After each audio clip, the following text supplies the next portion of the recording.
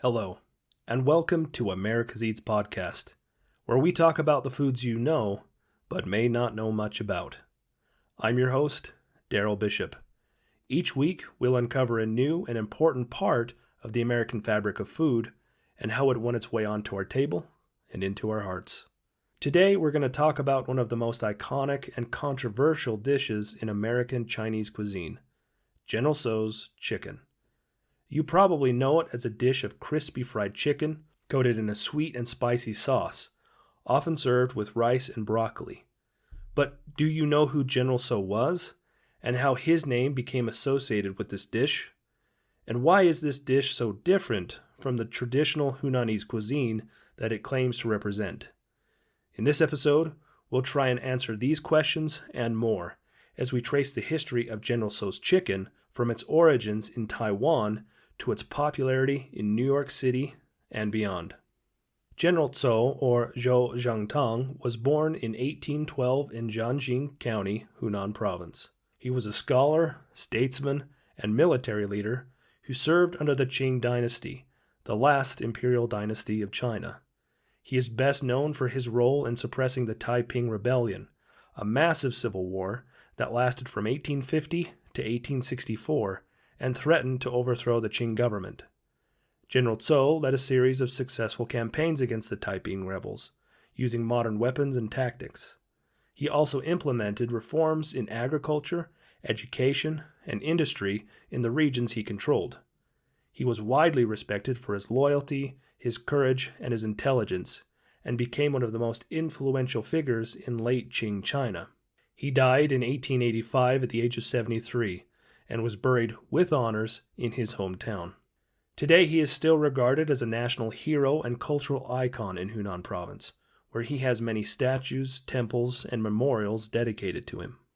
Peng Changkuai was born in 1918 in Changsha, Hunan Province. He was a chef who specialized in Hunanese cuisine, which is known for its hot, sour, salty, and smoky flavors. He started his culinary career at the age of 13, when he apprenticed under a famous chef named Zhao Jingchen. He later became the head chef for the nationalist government, led by Chiang Kai-shek, and catered for many important officials and guests. In 1949, when the communists took over mainland China, Peng fled to Taiwan along with the nationalist leadership.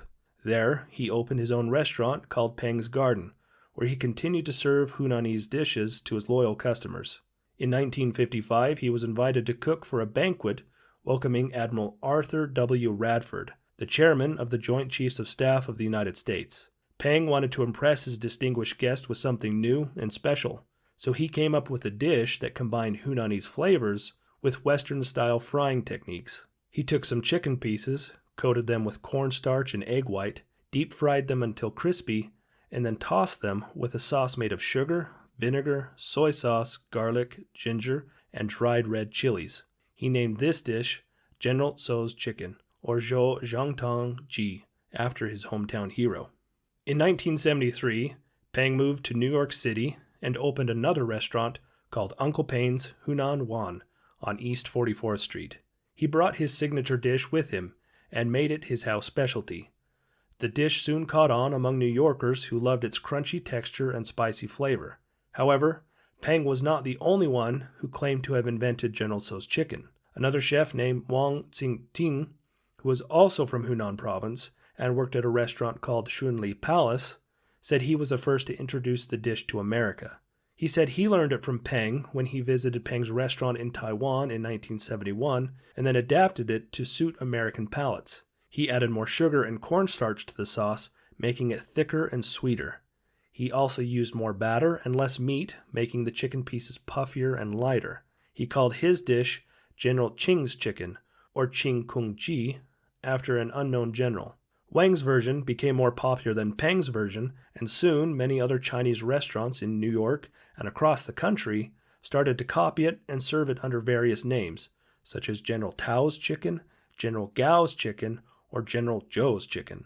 Peng was furious that his dish was being plagiarized and altered, and insisted that his version was the authentic one. He said that Wang's version was too sweet and not spicy enough, and that it did not represent the true essence of Hunanese cuisine. He He said that his version was closer to the original flavors of Hunan, which were heavy, sour, hot, and salty.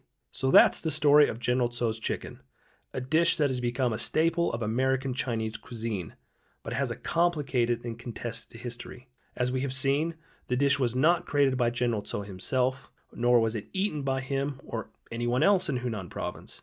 It went from Hunan province to Taiwan to New York and became a symbol of American Chinese cuisine, even though it had little to do with authentic Hunanese cuisine. The history of General Tso's chicken shows us how food is not only a source of nourishment, but also a medium of cultural exchange and adaptation.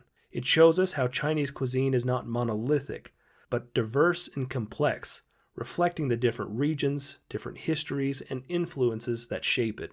It also shows us how food can be both familiar and foreign, both comforting and challenging, both simple and sophisticated.